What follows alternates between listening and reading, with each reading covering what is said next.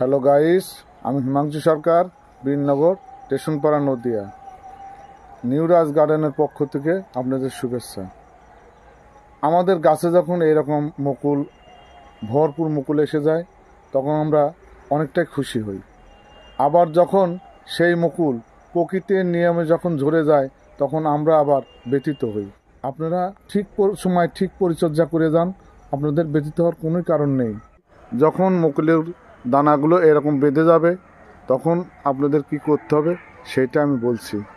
এই মতো অবস্থায় আপনারা প্রতি সপ্তাহে একদিন করে আপনারা 1 লিটার জলের ভিতরে এক চামচ চা চামচের 1 চামচ করে ইউরিয়া দিয়ে 1 লিটার জলে গুলিয়ে স্প্রে করে সপ্তাহে একদিন করে দিতে পারেন, তাতে অনেকটা উপকার হবে।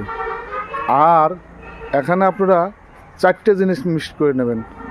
4টে জিনিস যদি আপনার ঘরে থাকেন, 12 মাস ফল ফুলে আপনি দিতে পারবেন। সেটা আপনার মেলাক্রর, সাপ, কীটনাশক আর বোরন। এই 4টে জিনিস আপনার ঘরে যদি থাকে, আপনার আর কোনো চিন্তা থাকবে না। এই 4টে জিনিস আপনি কীভাবে এই মতো অবস্থায় আপনি দিতে পারেন, সেটা আপনার 1 লিটার জলের ভিতরে 4 ফোঁটা মিরাকুলার, 6 ফোঁটা কীটনাশক, চা চামচের হাফ চামচ বোরন, চা চামচের হাফ চামচ সাব ফার্নিচার সাইড, এই গুলিয়ে আপনি ভালো করে বিকালের দিকে স্প্রে করে দিতে পারেন। এটা সপ্তাহে একদিন। এইভাবে আপনারা যদি 4 সপ্তাহ পরিচর্যা করেন, তাহলে পরে আপনার ফল একদম সেট হয়ে যাবে। আর নিচেই আপনারা জল, গাছের গোড়ে জল পরিমিত সব সময় দিয়ে রাখবেন।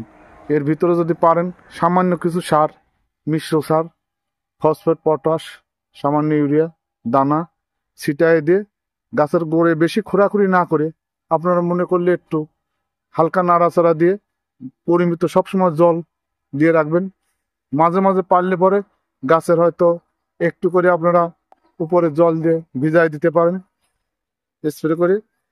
এইভাবে আপনারা পরিচালনা করেন, আপনাদের গাছের আর কোনো প্রবলেম হবে না। এই পর্যন্তই, নমস্কার।